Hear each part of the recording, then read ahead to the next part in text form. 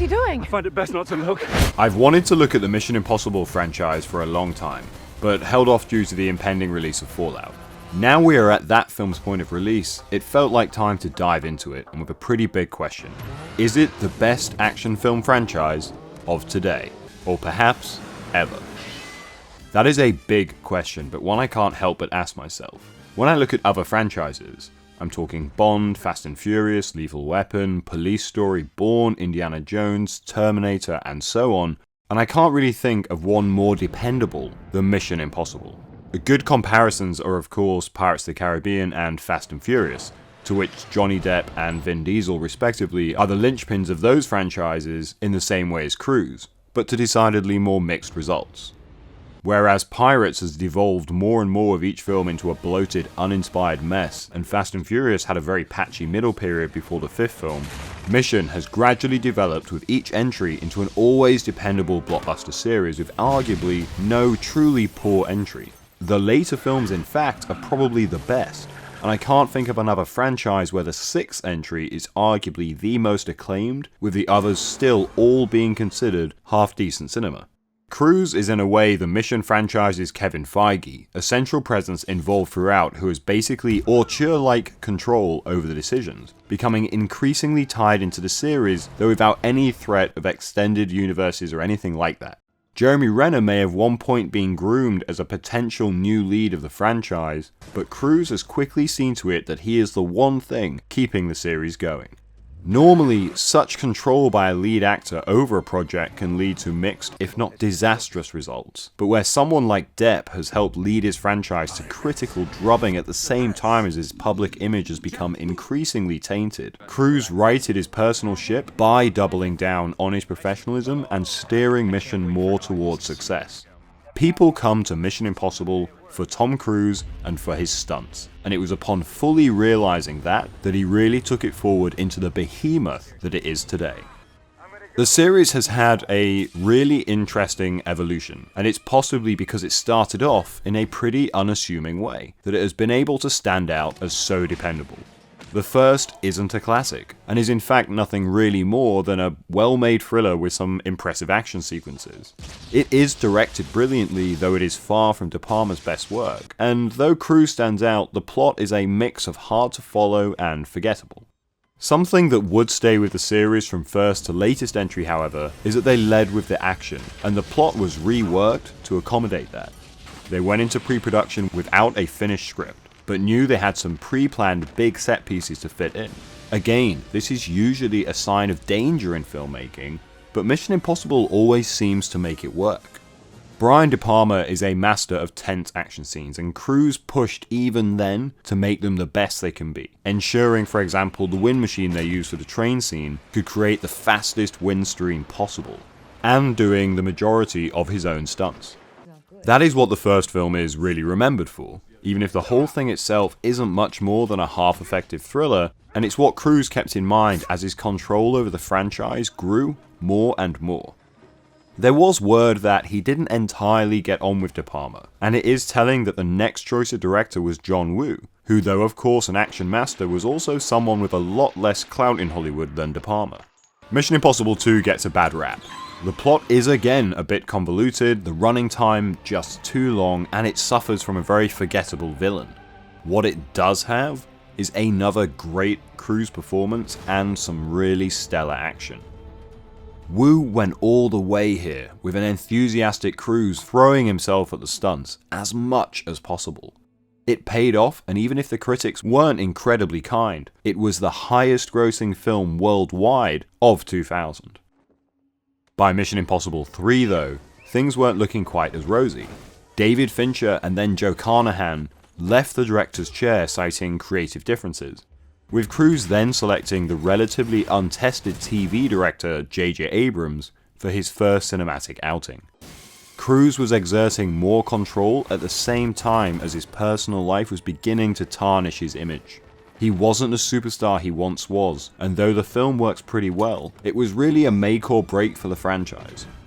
The stunt work looks fantastic as usual, if more dependent on CGI, and the action is at times very assured, but also pretty shaky. The film works, but it hasn't much personality, and it was the lowest grossing of the series. Critics were kinder than the previous film, but looking at it now, it arguably hasn't anything particularly memorable about it. Paramount were unhappy, and effectively fired Cruise from the franchise at this point.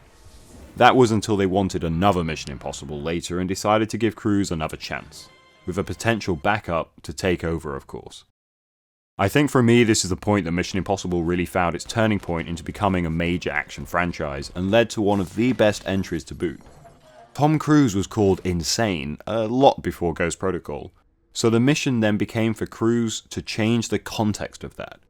If he was going to be called crazy, he was going to own it and be seen as a different kind of crazy, one audiences would celebrate.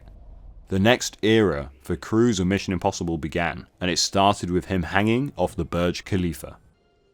The director choices that come with Mission Impossible are really quite fascinating, as with Brad Bird it was once again a first-time feature filmmaker in a way, just in live action. Brad Bird had a distinct, sweeping animation style, but was inexperienced with physical filmmaking. Cruise wanted the best person to showcase what he had realized audiences wanted from him, the stunts, whilst having someone he could guide and control, keeping himself still as the series' main man in front of and behind the camera. It was his chance to prove himself to the studio as a leading man and producer, and to the world that he was still a dependable star. Cruise has worked for some of the most important action filmmakers of all time, and he has clearly taken notice. Bird and Cruise, with help from rewriter Christopher McQuarrie, turned the series from the darker, earlier entries to an all-out fun summer blockbuster, and the key word is fun. Should I not have jumped? Watching them now, it is kind of hard to imagine that the first had a scene like this, and the second was rated 15 here in the UK. By the fourth, Simon Pegg was elevated to main cast, the team around Cruise given a lot more time and banter, and the colour palette brighter and the action more steady and theatrical.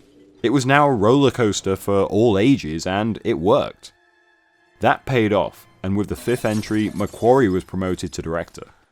Once again there were issues behind the scenes with them stopping production to rewrite the third act, but Rogue Nation still turned out brilliantly. On the action, McQuarrie said to Film Comment, "The first thing I try to communicate to my crew is that there will be no shaky cam and no rack zooms, because those techniques are only used to hide the fact that there is no energy. I have a very rational, straightforward approach. Rule number 1 is clarity, and rule number 2 is geography." Cruise had sensed this within McQuarrie and his sterling action work in Jack Reacher, and together they crafted the best entry yet in the series.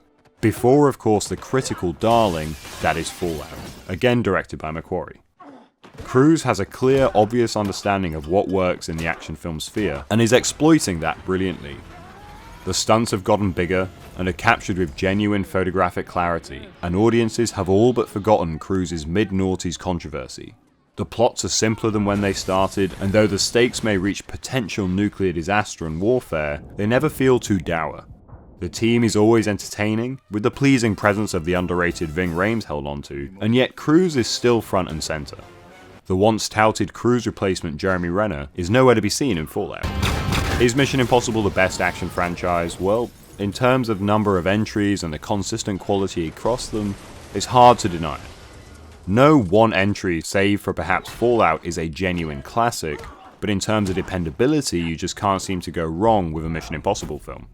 I've always said that it is care and effort behind the scenes that leads to a great action film, and that is personified in Tom Cruise.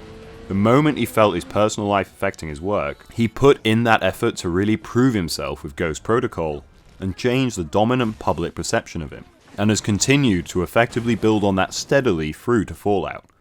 He has learned from the best, and taken those lessons to the set. Of the first film, famed critic Roger Ebert said, "The bottom line on a film like this is, Tom Cruise looks cool and holds our attention while doing neat things that we don't quite understand. Doing them so quickly and with so much style that we put our questions on hold and go with the flow. When the movie is over, it turns out there wasn't anything except the flow. Our consolation, I guess, is that we had fun going with it." That sort of sums up the series. Even at its weakest, at the very least you can sit down, enjoy the thrills, and leave the cinema happy to wait and watch the next one. So, is this the best action franchise? When you look at everything else, And this, in terms of consistent dependability and quality action filmmaking, for now, yes, it really is. Until we get to John Wick 6, perhaps.